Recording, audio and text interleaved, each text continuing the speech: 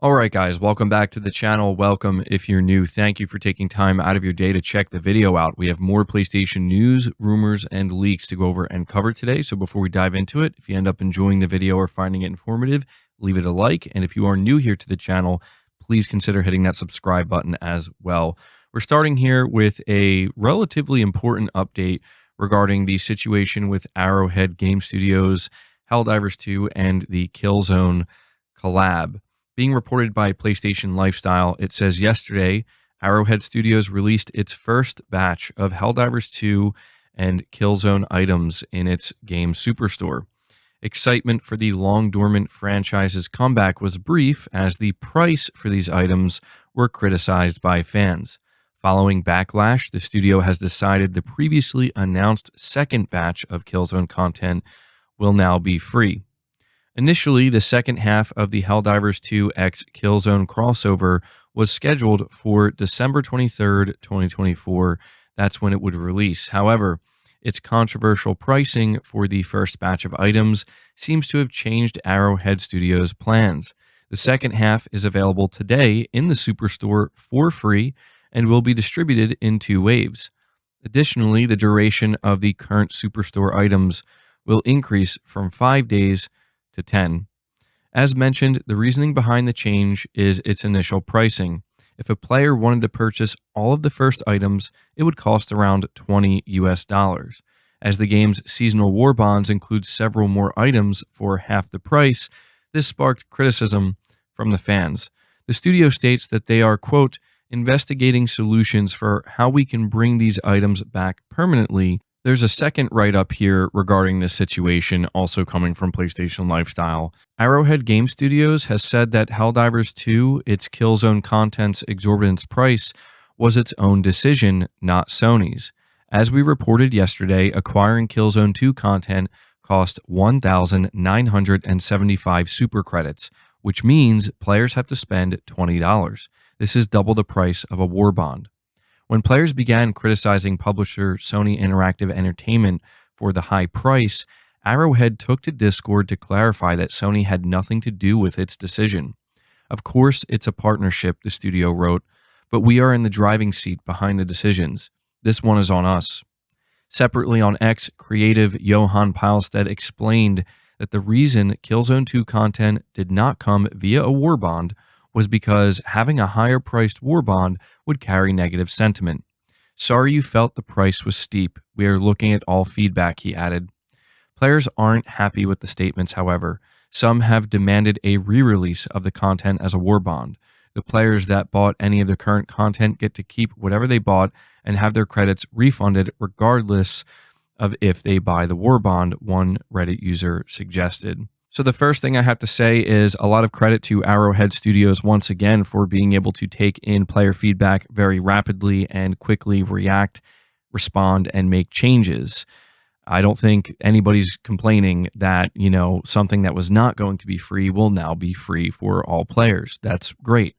On the other hand, however, I feel like it's quite unfortunate that a studio that clearly is trying to make money, and the reason why they want to make money is so they can continue to produce free content, they basically are just pushed into this kind of corner where it's like, actually, never mind, I guess we can't do that, even though this is a very common practice and a very normal thing that pretty much every live service game in 2024 does. It's not to say that they shouldn't listen to the community or they shouldn't pay attention. They absolutely should.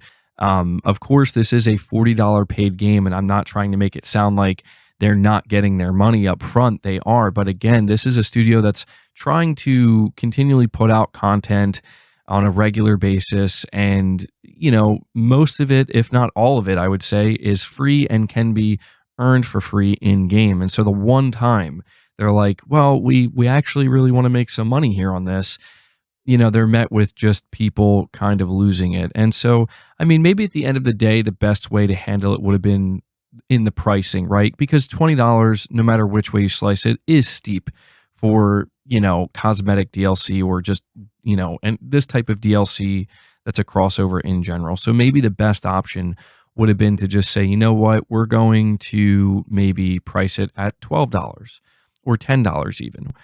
But again, good on them for being able to react in a timely manner. And we'll see if they end up doing any more crossover events like this in the future. We're going to move on to the next topic here, which talks briefly about Monster Hunter Wilds being reported by Push Square. They say Capcom hosted a Monster Hunter Wilds developer live stream that basically just went over all of the team's priorities ahead of the game's February launch. It's an in-depth panel that features a lot of insight from the game's director, and honestly, a lot of the planned and in-progress improvements sound great. Naturally, there are a lot of gameplay tweaks and adjustments happening behind the scenes. Various weapon types are being overhauled to some degree, and surrounding details like the rate at which monsters run from battle has been changed for the better. What about the performance on PS5 though? This was a key point of concern for many who played the Wilds beta a few months back because that test build was rough. Since then, Capcom's promised that more recent builds run much better, and the developer has now handed us a fresh update on that front. The team showed off some new PS5 footage utilizing the game's performance mode. Immediately, it's clear that the frame rate is a lot smoother than what we saw in the beta, and it looks like it's actually a smooth 60 FPS. Capcom then provided additional details on social media, writing, "Here's a work in progress look at our updated prioritized performance mode running on PS5. The team has addressed rendering issues from the open beta test and is making steady improvements for launch."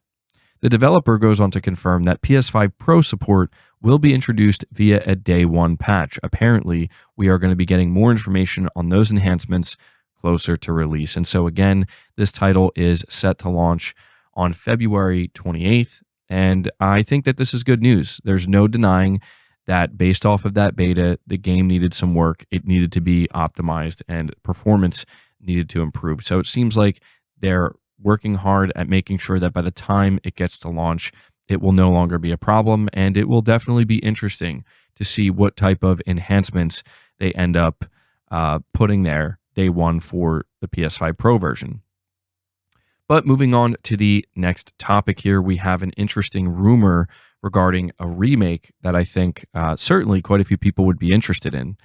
Being reported by PlayStation Lifestyle, rumors surrounding the Elder Scrolls 4 Oblivion remake have been swirling around the web for quite some time now. They've returned, and it seems the game could be coming sooner than we think. According to leaker Ecstasis, the Elder Scrolls 4 Oblivion remake is not just real, but he claims it is set for release in 2025. Additionally, he speculates a reveal would be at an upcoming Xbox Direct, which has already been rumored to be taking place in January. Previous rumors about the remake stated that it would be developed by Virtuos, a studio that has aided Sony in the past with game development, including Horizon Zero Dawn, Heavy Rain, and Dark Souls Remastered. They have also helped with loads of third-party AAA titles like Cyberpunk 2077 and the upcoming Metal Gear Solid Delta Snake Eater.